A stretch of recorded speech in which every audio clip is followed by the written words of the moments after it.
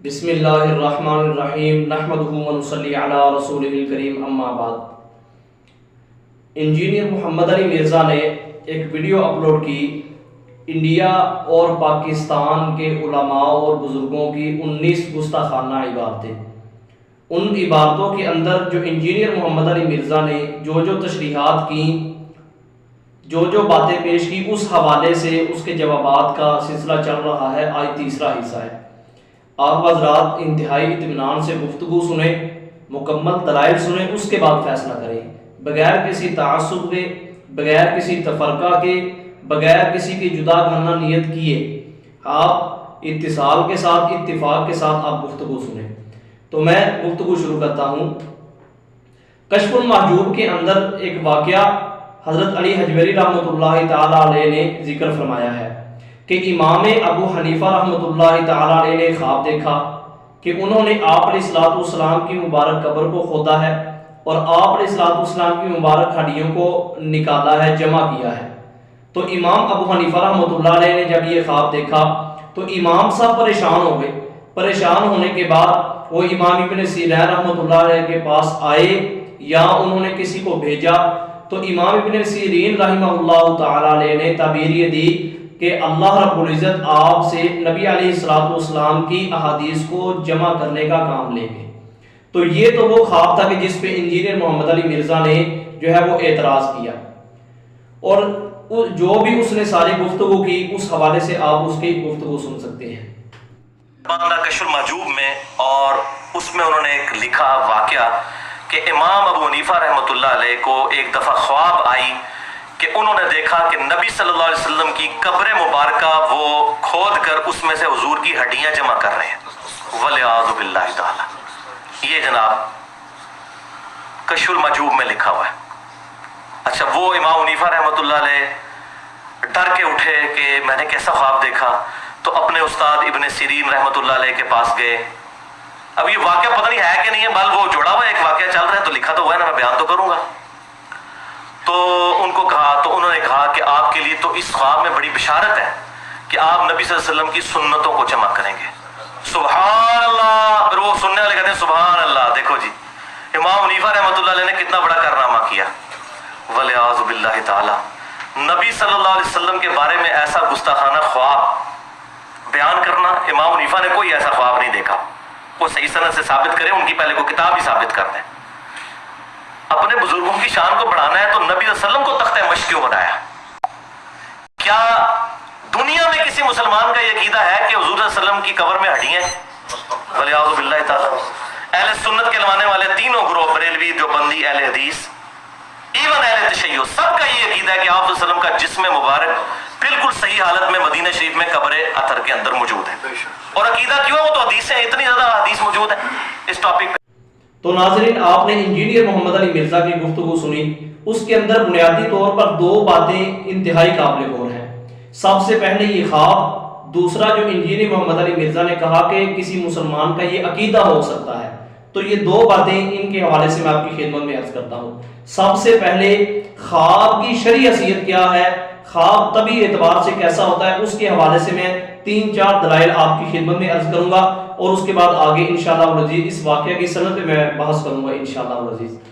سب سے پہلے آپ قرآن پاک اٹھائیں، 23واں پارہ سورہ صافات کے اندر اللہ رب العزت نے حضرت ابراہیم علیہ السلام کے خواب کو ذکر فرمایا ہے کہ اس مبارک خواب کو ذکر فرمایا کہ حضرت ابراہیم علیہ السلام فرماتے ہیں کہ انی ارا فی المنام انی اذبحک فانظر ماذا تری، کہ بے شک میں دیکھ رہا ہوں میرے بیٹے آپ کو کہ خواب کے اندر میں یہ دیکھ رہا ہوں کہ آپ کو ذبح کر رہا ہوں۔ اب مجھے بتائیں، اگر اس بات پہ بندہ کہے انا للہ و انا الیہ راجعون، استغفر اللہ، لا حول ولا قوت الا باللہ، کہ ایک اللہ کا اولو العزم پیغمبر ہو کر اپنے بیٹے کو ذبح کر رہا ہے، آپ مجھے ایمانداری سے بتائیں، سوچیں، یہ ایک خواب ہے۔ دوسرا خواب میں آپ کی خدمت میں عرض کرتا ہوں، سورہ یوسف کے اندر خواب آیا۔ حضرت یوسف علیہ السلام جس وقت جیل میں تھے تو بادشاہ نے خواب دیکھا کہ 7 موٹی گائیں، وہ 7 کمزور گائیں جو ہیں ان کو کھا رہی ہیں۔ اب خود اس بات کو سوچیں کہ دیکھنے میں کیا لگ رہا ہے کہ گائے جو ہے وہ گائے کو کھا رہی ہے، خواب کتنا عجیب لگ رہا ہے۔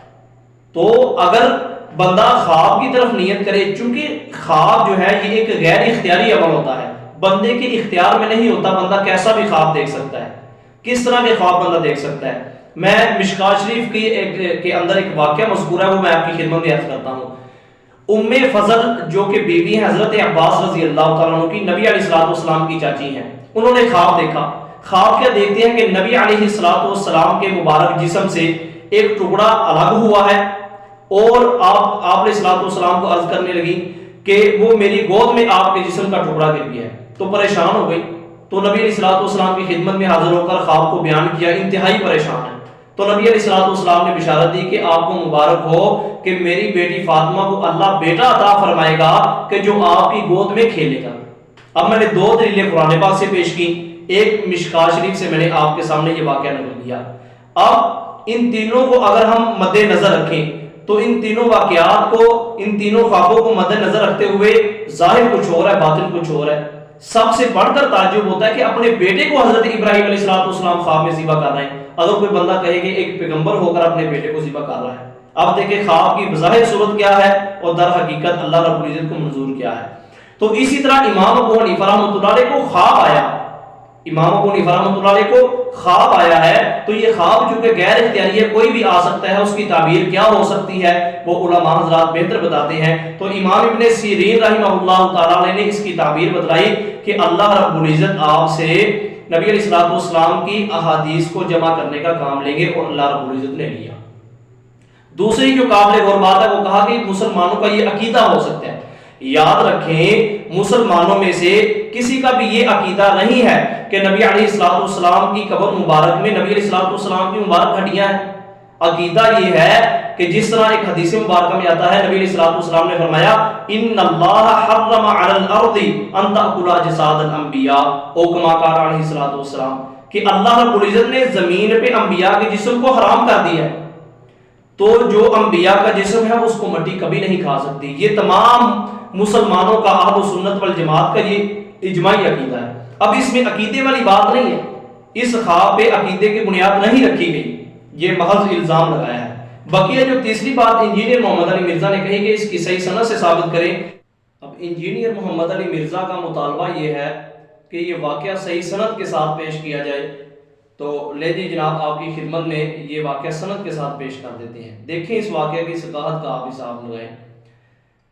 تاریخ بغداد میں امام خطیب بغدادی رحمۃ اللہ تعالی علیہ سند کے ساتھ اس واقعہ کو ذکر فرماتے ہیں۔ میں سند بھی آپ کی خدمت میں پڑھ کر پیش کر دیتا ہوں۔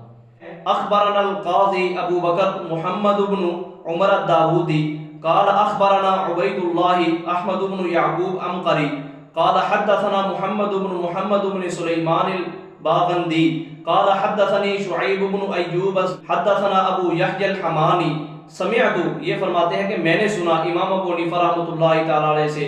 تو یہ واقعہ جو ہے یہ سند کے ساتھ آپ کے سامنے خدمت میں نے پیش کر دی ہے، یہ سند میں نے آپ کی خدمت میں پڑھ دی ہے کہ یہ جو راوی ہیں یہ کہتے ہیں کہ ابو یحیی الحمانی کہتے ہیں میں نے امام ابو حنیفہ رحمۃ اللہ تعالی علیہ سے سنا، وہ کہتے ہیں میں نے خواب دیکھا، خواب میں نے نبی علیہ الصلوۃ والسلام کی قبر مبارک کو کھودا اور آپ علیہ الصلوۃ والسلام کی مبارک ہڈیوں کو میں نے جمع کیا، اور کہتے ہیں کہ میں بصرہ میں آیا اور میں نے ایک آدمی کو حکم دیا کہ وہ محمد بن سیرین سے جا کر اس خواب کی تعبیر پوچھے۔